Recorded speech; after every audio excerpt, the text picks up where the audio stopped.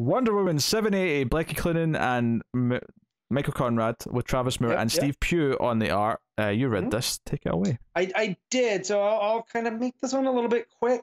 There was no backup, so it's a little bit of a longer story this time around.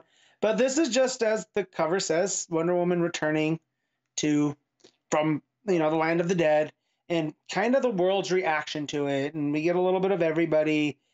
It starts off, she's going to the Hall of Justice, and John's there on like teleporter duty, and she just, he's opening up a Choco cookie, and he surprises her, or she surprises him. She says, hello to the Justice League. And what I love here is that, like, everyone kind of expected she'd find the way back. They just didn't know when. So there's not really, like, a surprise, like, Diana, you're alive. It was like, oh, it took you long enough, which is kind of a nice vibe. Like, Superman asks, is that really you? Because in their world, of course, there might be imposters and whatnot. Canary runs in to give her a hug. Leads to her going through the Hall of Justice. Animal Man's there, spills his tray of food. She's surprised by Black Adam. Fate comes in because they need to go. He needs their help and needs her help in Atlantis, tying it into Justice League Dark. So before she leaves, she sees Hippolyta. They hug.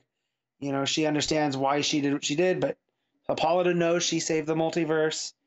So they have a moment before Fate just leaves, so she never ends up to go help the Justice League Dark. She does end up heading like in the direction of Themyscira, where she helps some Turkish refugees off of their boat. She pulls them from the water, takes the boat up. There's a bunch of the UN White Hats there. We get this real cool image. It's a very Superman-esque of her lifting the boat up and out of the water with them all have their phones up saying that it's Wonder Woman. And now this is her big return to the world. The art in this is really nice. There's a color gradient that I'm sure Connor would really love. Like when she's saving this boat, it's like at sunset in the ocean. So it goes from these blues to purples to yellows and oranges. It looks really pretty. But Steve is here. And did you read because I read part of the Wonder Woman special. There's a very long-winded Steve Trevor story that, seeing his reaction here makes that hit a little bit better about how he's making the documentary about her and whatnot. But he's happy that she's back. It was the first thing I thought of when you said people were filming her on their phones and stuff. It tied in with the ending of that story. Yeah, and so Donna and Cass are there, and they make note that this takes place after Wonder Girl 4. And then there's a group called the Holiday Girls, who I guess is a take on that old Wonder Woman trope of the girls that she would hang out with from the college. But here they're a biker gang, so it's like an all-girl. It's the Holiday Girls Motorcycle Club, which is weird. So I don't know if they've been established before. But they're all excited. They claim it's a holiday. Etta sees her come back. It cuts to Karak, where I guess the Band of Migdal are now. They have a stronghold set up there. And Nubia looks through. In Band of Migdal, they see that she's back, but Artemis isn't happy. She's like, we're warriors in the Reverie. Save the Reverie, return to duties. And find King Faruka. So I don't know any of that stuff has to do. That's all new to me. But then we get her returning to Themyscira. And she interacts with Nubia. And they want to have this ceremony and festival for her. But she's like, hey, I need to rest. Like, I've just come back. I need to sleep. Nubia notices her sword. She's like, yeah, I got this from a friend in Asgard. And she's like, I'm just not Wonder Woman anymore. So she kind of feels like she doesn't have a place. And this book does a good job at showing her impact with all these other characters that have kind of it's taken all of these other characters to kind of add up to who Diana was as a person. And that's kind of what makes her special. But Nubia's like, hey, your mom said something, she gave me this key in case of your return. And I think I remember reading that in one of the specials that we got when she left Nubia in charge. And that sounds familiar. I think I remember reading that. And it's a trunk that has, the lasso in it. So it connects it there. In between all of that, we see Yara react in Brazil, where she's still hanging out. She gets up from the table where she's playing cards with everybody and leaves. But right below that, in parts unknown, which as a wrestling fan cracks me up, Dr. Psycho's there, and he's very surprised, and he calls and says, or someone calls him and is like, yeah, of course I saw. We have to get ahead of this. I'll be on my way shortly.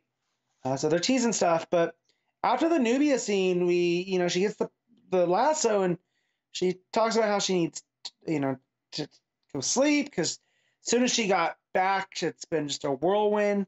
And she looks into the reflection, and it's a little bit sinister staring back at her. And as someone that's read this, outside of the whole Janice stuff, I'm not sure what this could mean. But before she goes to leave, she wakes or takes a nap, wakes up on Themyscira, and jumps off with the rainbow behind her, off to go, reintroduce herself back properly as Wonder Woman. And it says next Wonder Women. So this has laid all the seeds, but it's basically kind of a welcome back issue that almost would have fit better instead of being the next issue. Part of that, big celebration. Other than the page count. There was definitely a few stories in that you could have got rid of to make room for it. So I only made it through the Tom King story just because of the, kind of what it was hinting at with the time at play and whatnot. And make it much farther. But yeah, it's a fine issue. And we're going to get back to more Wonder Woman shenanigans, which makes me ask you, now that she's done with all the myths and gods, are you going to hop back on? Or are you happy with just the Adventures of Yara Flor? Well, what's funny is that I actually said when I read the special last week that the Steve Trevor story by the main team, I thought was a pretty solid story, and it made me interested in possibly their take on just an actual current Wonder Woman ongoing story, as opposed to their weird Asgard dream shit that was what put me off before. I'm not against it. Technically speaking, this would have been the one that I would have jumped on, but it sounds like I could probably jump on the next one potentially. Yeah, because this is almost like a cameo fest where she goes around and we get the Justice League, we get the Amazons, we get Yara, we get the Wonder Girls. I'll see how I'm feeling when the next issue is out. I think more than anything. But that makes sense. So I'll give this a 7.5. The art really does a lot of the stuff here, and it's very wordy in places. And I just kind of skimmed all over that, but it's solid. It's dependable, but I'm definitely curious to see where this goes. So yeah. I hope the story gets a better direction. Something that actually it can actually focus on. And it seems like with the Dr. Psycho stuff, how prominent he was in the Asgard stuff. That's the thread. Because I don't know if they're leaving Wonder Woman to go do the Batgirls. I don't think so. Creative team. I don't think so. I think they're doing both. If they're staying on here, they're definitely seeding that throughout and making Dr. Psycho kind of a bigger threat, which is good. Because you kind of get tired of seeing Cheetah and Veronica Cale, and as good as those are, they're these kind of tragic, Wonder Woman villains, and we get that a lot. Where I don't need Dr. Psycho to be tragic. He's just a piece of crap, and you want to see him get kicked in the teeth by Diana. So, whoever he's working with, I'm curious to see where that plays.